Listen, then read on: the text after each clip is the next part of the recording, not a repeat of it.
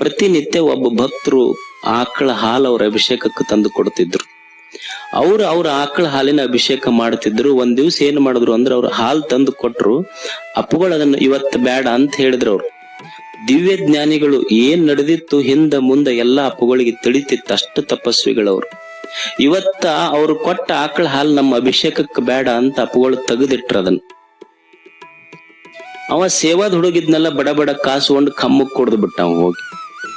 ಅಪ್ಪುಗಳು ಬಿಟ್ಟಾರ ಬಿಡು ಇವತ್ತಂತ ಹೇಳಿ. ಅವತ್ತೊಬ್ಬರು ಭಕ್ತರು ಅಪ್ಪುಗಳ ಅಭಿಷೇಕಕ್ಕೆ ಪೂಜಾಕ್ ಬರ್ಬೇಕಂತ ಬಂದು ಕೋಟ್ ಬಿಚ್ಚ ಹಾಕಿದ್ರು. ಕೈಯಾಗ ಬಂಗಾರ ಉಂಗುರಿತ್ತು. ಇನ್ನೇನು ಅಪ್ಪುಗಳ ಪೂಜಾಕ್ ಹೋಗುವಾಗ ನಾನು ಬಂಗಾರ ಉಂಗುರ ಹಾಕೊಂಡು ಹೋಗ್ಬಾರ್ದಂತ ತೆಗೆದು ಕೋಟ್ನಾಗ ಇಟ್ಟು ಕೋಟ್ ಗೂಟಕ್ ಹಾಕಿ ಪೂಜಾಕ್ ಹೋದ್ರು ಸ್ನಾನ ಮಾಡಿ. ಬರ್ತಾರ, ಬಂದು ಕೋಟ್ ಹಾಕೊಂಡು ತೆಗೆದು ಉಂಗುರ ಹಾಕೋಬೇಕಂತಾರ, ಉಂಗುರನ ಇಲ್ಲ ಕೋಟ್ನ್ಯಾಗ. ಅಪ್ಪುಗಳಿಗೆ ಬಂದ್ ಹೇಳ್ದವ್ ಶಿಷ್ಯ, ಯಪ್ಪ ನಿಮ್ ಮಠದಾಗ ಪೂಜಾಕ್ ಬಂದಿದ್ ನಿಮ್ ಹತ್ರ ಕೋಟ್ನ್ಯಾಗ ಬಂಗಾರ ಉಂಗುರ ಇಟ್ಟು ಬಂದಿದ್ದೆ, ಉಂಗುರನ ಇಲ್ಲ ಬಂಗಾರ. ಅವಾಗ ಗುರುಗಳು ಕೇಳಿದ್ರು, ಇವತ್ತ ಹಾಲ ಐತಲ್ಲ ಆಕಳದ ಹಾಲ ಯಾರು ಉಂಡಾರ? ಯಪ್ಪ ಇಂಥ ಹುಡುಗ ಉಂಡಾನ, ಕರೀರಿ ಅವನಂತ ಕರೆಸಿದ್ರು. ಅಲ್ಲ ಉಂಗುರ ನೀ ತಗೊಂಡೇನಿ ಇವತ್ತ? ಹೌದಪ್ಪ ನಾ ಉಂಗುರ ತಗೊಂಡೇನಿ, ತಪ್ಪಾಗೈತಂತ ಕೊಟ್ಟ ಹುಡುಗ. ಅವ ಶ್ರೀಮಂತ ವ್ಯಕ್ತಿ ಬಂದಿದ್ನಲ್ಲ ಶಿಷ್ಯ, ಅವನಿಗೆ ಆಶ್ಚರ್ಯ ಆಯ್ತು. ಯಪ್ಪ ಇದ ಹುಡುಗನ ಬಂಗಾರ ಉಂಗುರ ಕದ್ದಾನಂತ ನಿಮಗೆ ಹೆಂಗ್ ಗೊತ್ತಾತ? ಇಲ್ಲ, ಪ್ರತಿನಿತ್ಯ ನನಗೇನ್ ಹಾಲು ಕೊಡ್ತಿದ್ರಲ್ಲ, ಇವತ್ ನಾ ಅಭಿಷೇಕಕ್ಕೆ ಉಪಯೋಗ ಮಾಡಿಲ್ಲ, ಇವ ಹಾಲು ಕೊಡ್ದಾನ. ಇವತ್ ನಾ ಯಾಕೆ ಅಭಿಷೇಕಕ್ಕೆ ಉಪಯೋಗ ಮಾಡ್ಲಿಲ್ಲ ಅಂದ್ರೆ ನನಗ್ ಗೊತ್ತಾತು, ಪ್ರತಿನಿತ್ಯ ಅವರು ತಮ್ಮ ಹೊಲದಾಗ ಆಕಳ ಮೇಯಿಸ್ಕೊಂಡ್ ಬರ್ತಿದ್ರು. ಇವತ್ತು ಸಾಯಂಕಾಲ ಆದ ಕೂಡ್ಲೆ ಇನ್ನೊಬ್ರು ಹೊಲದಾಗ ಕಳುವಿಲೆ ಹುಲ್ಲು ಮೇಯಿಸ್ಕೊಂಡು ಬಂದಾರಲ್ಲ, ಕಳುವಿನ ಹಾಲು ಕುಡಿದ ಗುಣ, ಕಳುವಿನ ಹುಲ್ಲು ತಿಂದ ಗುಣ ಆಕಳಿಗೆ ಬಂದು, ಆಕಳ ಹಾಲಿನ ಗುಣ ಹಾಲು ಕುಡ್ದವನಿಗೆ ಕಳು ಮಾಡಿ ಬುದ್ಧಿ ಬಂದೈತಿ ಅಂತ ಅಪ್ಪುಗಳು ಹೇಳಿದ್ರು.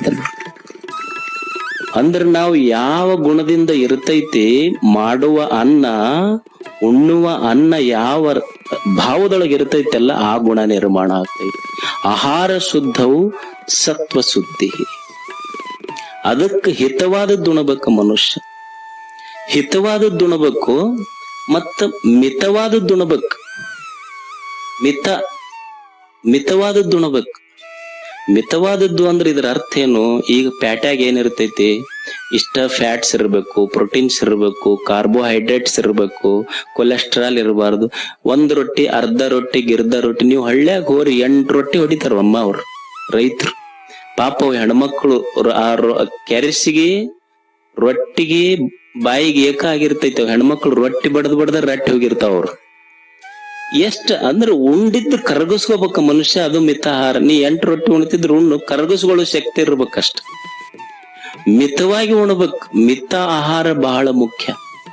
ಮೊದಲ ಹಿತ ಆಹಾರ ಇರ್ಬೇಕು, ಇನ್ನೊಂದು ಮಿತ ಆಹಾರ ಇರ್ಬೇಕು ಅನ್ನೋದು. ಮಿತ ಆಹಾರ ಅಂದ್ರೆ ಏನು? ಯಾರೋ ಒಬ್ಬ ಡಾಕ್ಟರ್ ಹತ್ರ ಹೋಗಿ, ಯಪ್ಪ ನಾ ತೆಳ್ಳಗಾಗಬೇಕು, ಇಂಗ್ಲಿಷ್ನೊಳಗ ನಾ ತಿನ್ನಾಗ್ಬೇಕಂತ. ಏನು ಮಾಡ್ಬೇಕು? ನೀ ತಿನ್ನಾಗಬೇಕಾದ್ರೆ ತಿನ್ನದ್ ಕಡಿಮೆ ಮಾಡ್ಬೇಕಟ್ಟ, ತಿನ್ನಾಗ್ತಿ ಅಷ್ಟೇ. ಏನು ಮತ್ತೇನು ಬೇರೆ ಮಾಡ್ಬೇಕವ? ನೀ ಮಾಡೋದೇನು? ತಿನ್ನಾಗಬೇಕಂದ್ರೆ ತಿನ್ನದ್ ಬಿಡ್ಬೇಕಟ್ಟ. ಡಾಕ್ಟರ್ ಹತ್ರ ಒಬ್ಬ ಹೋದ್ ಬಹಳ ಆರಾಮಿಲ್ಲಪ್ಪ ನನಗ.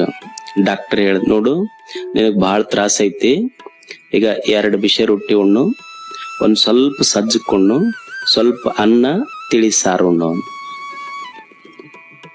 2 ರೊಟ್ಟಿ ತಗೋ, 2 ರೊಟ್ಟಿ, ಸ್ವಲ್ಪ ಸಜ್ಜಕ, ಒಂದ್ ಸ್ವಲ್ಪ ಅನ್ನ ತಿಳಿ ಸಾರು ತಗೊಂಡು ಗುಳಿಗೆ ತಗೋ. ಅವ ಒಂದ್ 5 ನಿಮಿಷ ಬಿಟ್ಟು ಬಂದ.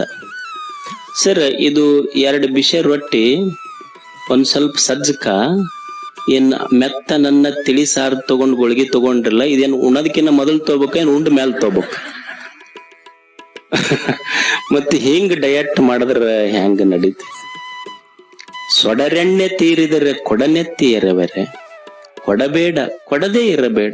ಒಂದು ಪಣತಿ ಐತಿ, ಪಣತಿಗೆ ಎಣ್ಣೆ ಬೇಕಂತ ಒಂದು ಕೊಡ ಎತ್ತಿ ಹಾಕಬಾರದು, ಹಾಕದೇನೂ ಇರಬಾರದು. ಎಷ್ಟ್ ಹಾಕಿರ್ಬೇಕು ಅಂದ್ರ ದೀಪ ಆರಿರಬಾರದು, ಎಣ್ಣೆ ಖಾಲಿ ಆಗಿರಬಾರದು.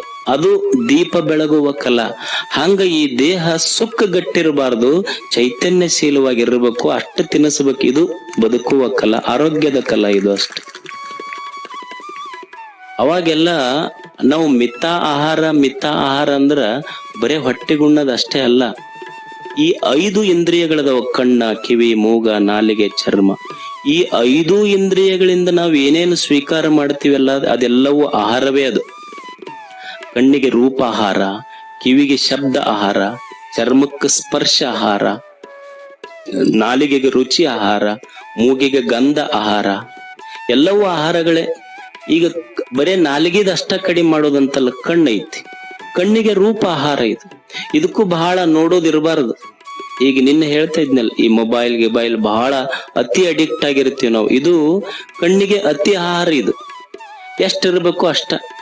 ನೀವು ಮೊದಲೆಲ್ಲ ಈಗ ತಾಯಂದಿರು ಹಿಂದಕಿನ ಕಾಲಕ್ಕೆ ಉಪವಾಸ ಮಾಡ್ತಿದ್ರಿ ನೋಡು. ಏನ್ ಮಾಡ್ತಿದ್ರಿ?